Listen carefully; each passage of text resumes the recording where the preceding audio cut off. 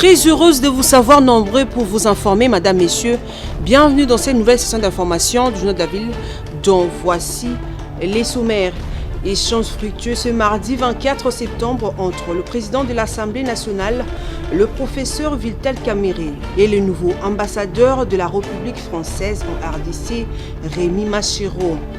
Le speaker de la Chambre basse du Parlement est invité à Paris par son homologue français, Yael Braun-Pivet. Une invitation qui s'inscrit dans le cadre des échanges entre les deux parlements. Début ce mardi du procès relatif à l'assassinat de l'un des militants de Martin Fayulu, Jires Manzanza. L'instruction de l'affaire est menée par les tribunaux militaires de la garnison de Kinshasa-Goumbé au sein de l'inspection générale de la police congolaise. Madame, Messieurs, c'est tout pour les titres. Encore une fois, bienvenue dans ce journal.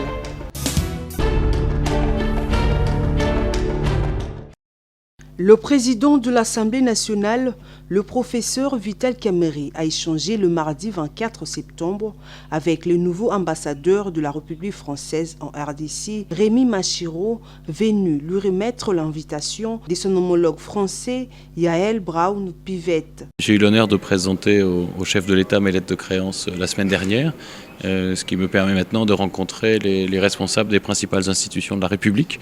Donc ce que j'ai commencé à faire aujourd'hui. Donc je suis venu me présenter au président de l'Assemblée nationale et discuter des relations entre la France et la République démocratique du Congo. J'étais aussi porteur d'un message de félicitations de son homologue, la présidente de l'Assemblée nationale française, qui non seulement a présenté ses félicitations, mais également invité son homologue congolais à lui rendre visite en France. Ensemble avec le président de l'Assemblée nationale, ils ont passé en revue la situation sécuritaire dans les parties est du pays et l'évolution du processus de paix de Luanda et de Nairobi. La diplomate française s'est dit satisfait d'actualiser les tableaux sur la question sécuritaire dans la partie est du pays à l'heure où il vient de prendre la tête de la mission française en RDC. Rappelons que Rémi Machero a été nommé par le président Emmanuel Macron depuis le 9 juillet 2024 au remplacement de Bruno Aubert.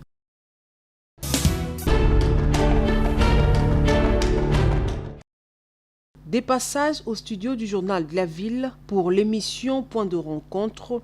Bienvenue Marie Bakoumania, directeur général de l'Agence congolaise de presse, a parlé de la profession du journaliste. Il semble que dans notre société, il suffit de faire comme tout le monde, faire comme dans la rue pour être populaire. Bon, ça, c'est notre réalité. Mais nous, en tant que professionnels, ce que nous devons faire, c'est quoi?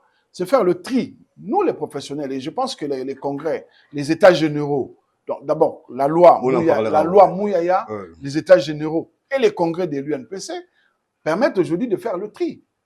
Ne peut entrer dans la profession que quelqu'un qui a été formé, que quelqu'un qui respecte les règles éthiques et de déontologie. Moi, je pense qu'on doit créer par exemple, une autre profession, des influenceurs, et les considérer comme tels. Mais celui qui veut avoir l'étiquette, la tribu du journaliste, doit respecter scrupuleusement les règles d'éthique et de déontologie. Un spécialiste de l'économie, le DG de l'ACP n'a pas manqué de toucher un mot sur l'économie du pays. Oui, c'est ça le piège qu'on a connu avec tous les différents gouvernements qui se sont succédés à la tête du pays. C'est de dire que tout est urgence, il faut faire dans l'urgence et donc tout est prioritaire. Et du coup, tout étant prioritaire, rien n'est prioritaire parce que vous commencerez par quoi? C'est difficile. Moi, je pense que la première ministre Souminois a la chance d'entrer dans l'histoire, d'entrer dans l'histoire de ce pays, c'est de se dire quittons un peu le conjoncturel. Bon, malheureusement, jusque-là, il y a quand même des choses qui se font de manière conjoncturelle. Il y a le taux des dollars qui monte. Du coup, toutes les énergies sont concentrées là-bas pour maîtriser la surchauffe sur les marchés de change, ce qui est une bonne chose. Mais après avoir maîtrisé la surchauffe, il faut passer à autre chose. Moi, je pense, de mon point de vue, la première chose à faire, c'est de diversifier l'économie, commencer à produire ce que nous devons consommer, c'est-à-dire le foufou, le pondou, le mpiodi. Nous devons commencer nous-mêmes à produire ces choses-là. Bienvenue Bakoumania est revenu en outre sur sa vision pour cette agence de presse. Mon objectif, c'est de me remettre l'ACP sur les rails Mon objectif, c'est de professionnaliser l'ACP. Mon objectif, c'est de faire travailler les journalistes de l'ACP dans le respect des standards. Lorsque j'aurai atteint cet objectif-là et que j'aurai ouvert l'ACP à l'international, ainsi que à l'exploitation, à la bonne exploitation des informations, un traitement professionnel et standardisé des informations, je dirais, j'ai atteint mes objectifs.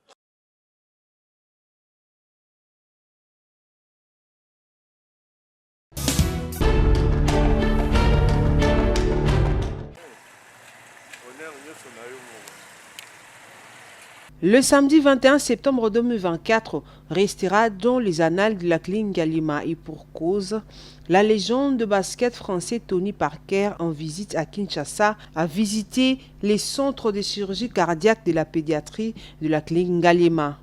On a les gaz qui arrivent par là et on a notre salle. Et il y a même tout le monde ne sait pas rentrer. Et avec cette machine-là. Accompagné de l'artiste Hiro et de son staff, Tony Parker a été reçu par le responsable de la clinique à son arrivée et a par la suite visité tous les compartiments de ces centres modernes uniques en Afrique centrale qui prend en charge les enfants souffrant de malformations cardiaques. La visite s'est terminée par la signature des autographes et la remise de cadeaux par le médecin directeur de la clinique Galima, le docteur Congo. Il s'agit bien d'une visite surprise parce qu'on ne le savait pas, nous aussi, mais nous travaillons avec la chaîne de l'espoir en France. Et quand Tony Parker s'est retrouvé dans les milieux de Kinshasa, il s'est retrouvé certainement au niveau de l'ambassade de la France. Ils ont eu quand même l'intérêt à passer avec lui chez nous ici à la clinique Galima. Nous étions aussi surpris. Mais c'est une grande joie de voir que les partenaires qui travaillent avec nous, comme la chaîne de l'espoir France, pensent que chaque fois qu'il y a une légende française de la trempe de Tony Parker, qui est un basketteur que tout le monde connaît, passe à Kinshasa, ils ont voulu quand même le faire bénéficier de l'intérêt de pouvoir se rendre compte dans quel cadre nous opérons aujourd'hui les enfants qui souffrent de problèmes cardiaques. C'est dans ce cadre-là que nous avons eu cette visite surprise de cette légende française qui nous a fait du bien. Et la joie pour nous, c'était de savoir que ce centre représente beaucoup pour la République démocratique du Congo. Ce que les gens doivent savoir, si par exemple les étrangers comme les Français pensent qu'il est important qu'une fois qu'une légende de la société française est à Kinshasa, il doit passer visiter ce centre, nous avons tout intérêt aussi à trouver que cet outil de travail que nous avons, c'est un outil de travail impeccable. Il parle ensuite du centre de chirurgie cardiaque. Oui, ce centre, c'est un outil de travail. Je pense que pour l'Afrique centrale, c'est la République démocratique du Congo qui a eu le privilège d'avoir un centre comme celui-là. D'ailleurs, au niveau de la zone Afrique de l'Afrique centrale, nous allons voir prochainement comment nous pouvons faire bénéficier aussi à nos voisins, comme par exemple le Congo d'en face. Et nous sommes très fiers d'avoir cet outil qui fait un travail extraordinaire. Serge, imagine-toi que d'ici, nous sommes en train de compter déjà plus de 40 enfants opérés de malformations cardiaques. Et ce bilan, c'est un bilan extraordinaire et nous n'avons pas eu à perdre beaucoup. Opérer avec succès. Opérer à cœur ouvert avec succès. Nous avons eu cette première mission qui est venue avec la chaîne de l'espoir belge. Et après, c'est la chaîne de l'espoir française qui est venue.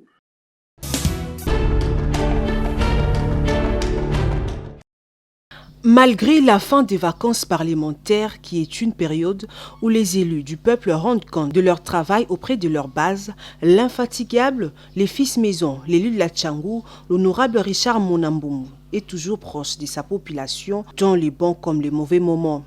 Cet élu de proximité et des opprimés s'était rendu à Kinkole, rivière Lungundu.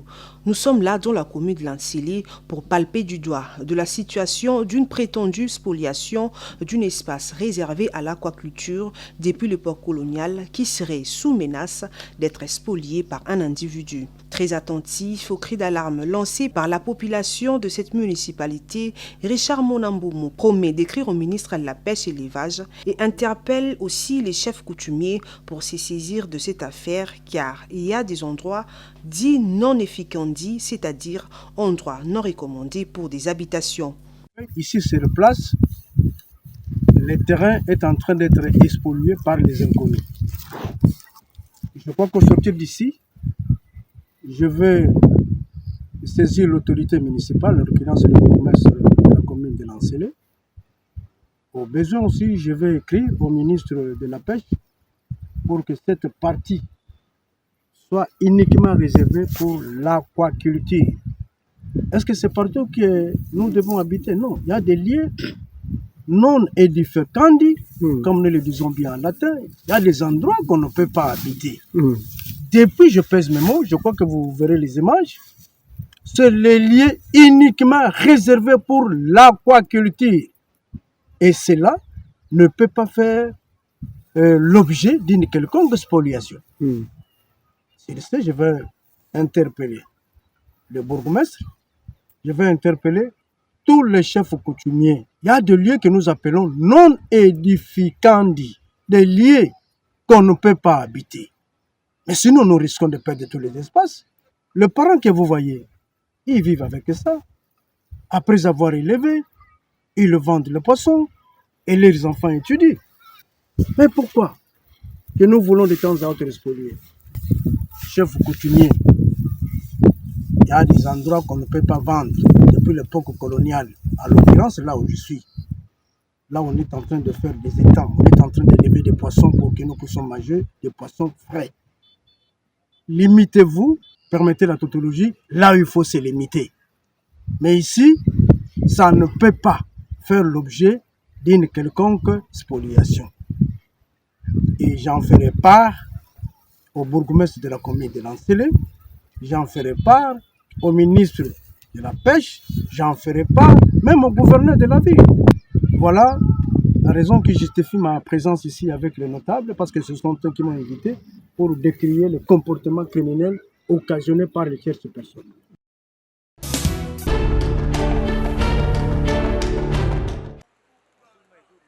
Nous sommes sur l'avenue Pumbu, dans la commune de Gombe, où les travaux de réhabilitation touchent déjà à sa fin. Mais le constat fait sur le respect des normes de construction est amer. Par exemple, le niveau de la chaussée et les caniveaux n'est pas respecté. En plus, les goudrons utilisés ne correspondent pas aux normes. Interpellé à ce sujet, Jean Mangalibi, acteur de la société civile, déplore cette situation et interpelle les autorités. Bon, je ne voulais pas parler de l'école de Mombele. Je crois que tout le monde sait exactement ce qui se passe là avec le ministre de la formation professionnelle et Enabel. Parce qu'actuellement, c'est l'école de Mombele, une auto-école qui n'appartient même pas au ministère. Là, c'est sur l'avenue Pumbu. Je crois qu'on a commencé à décrier au début des travaux. C'est une société qui n'avait pas de anciens. Ils se sont débattus. On a parlé sur la qualité des travaux. C'est quoi les images parlent. Le goudron a été mis il n'y a même pas 3 mois. Ça commence déjà à décoller. Les travaux n'est pas encore finis. On a l'OVD comme maître d'ouvrage délégué. On a le ministère national, le ministère de l'ITP, un maître d'ouvrage. Le ministre de ce bureau, c'est à moins de 500 mètres. Ça fait presque 2 ans que nous parlons de ces dossiers. Le ministre n'a jamais mis les pieds ici. Durée des travaux 14 mois, on a fait presque 2 ans. Regardez vous-même la qualité de l'ouvrage. La question que je me pose, pourquoi le ministre reste toujours en fonction? Pourquoi l'OVD, avec un DG qui passe son temps à faire des éloges, mais ce sont eux qui contrôlent? Avez-vous vu la qualité de la bordure? Ce n'est même pas en ligne droite. Si la justice pouvait se saisir de ces dossiers, je crois que ça va quand même nous épargner. Parce que quelque part là, trop c'est trop. Nous devons avoir pitié l'amour de ces pays. On ne peut pas accepter ce genre de situation demain. Je peux dire ce qui est remaniement d'urgence avec poursuite de certains ministres. Cela fera en sorte que ceux qui vont rentrer maintenant là, ils travailleront pour le bien du Congo. Je ne suis pas un professionnel, mais j'ai un œil qui se voit. Ça montre que ce sont des travaux qui sont bâclés. Il y a l'irresponsabilité du ministère de l'ITP, le manque de professionnalisme de l'OVD et ceux qui exécutent. Je ne sais pas si c'est la première route qu'ils ont eu à faire en République démocratique du Congo.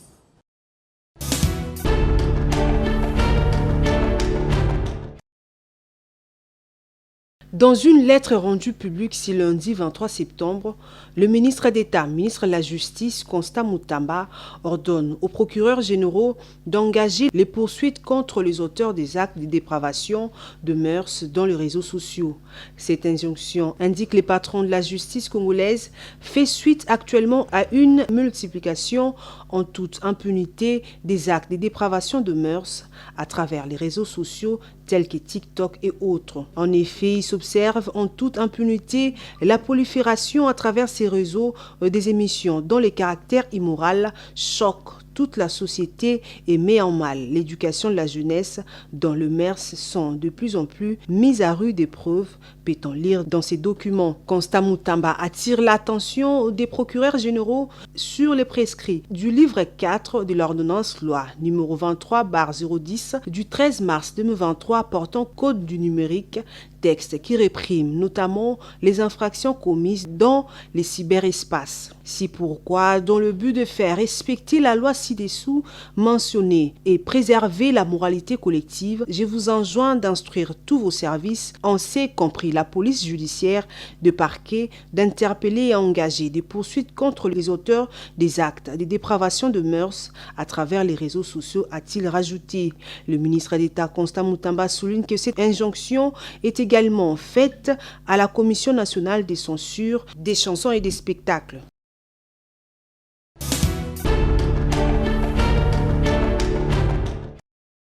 Communiqué officiel numéro 002-P.CB-Cab.Mine-Transmur-2024. Les ministres provinciaux des Transports et Mobilité urbaine rappellent aux usagers de la route, aux agents et cadres de la division urbaine des transports de Kinshasa, ainsi aux éléments de la police nationale congolaise de la ville de Kinshasa, l'interdiction des circulations des véhicules de 20 tonnes ou plus affectés au transport des biens dans la ville de Kinshasa aux heures de pointe ci-après, entre 6h et 10h du matin, entre 15h et 21h, et cela conformément à l'arrêté numéro SC-427-GVK-GNM-2022 du 14 octobre 2024, modifiant et complétant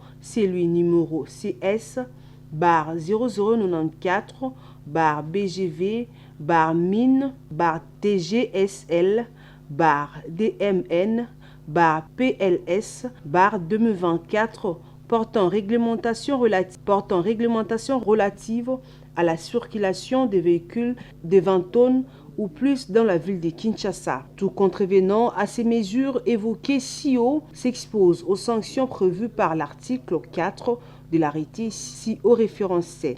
Communiqué signé Amisoyo Kalumbila Bob.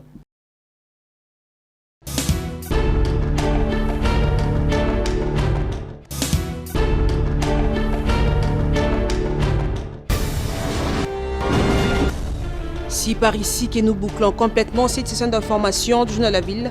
Merci de nous avoir suivis.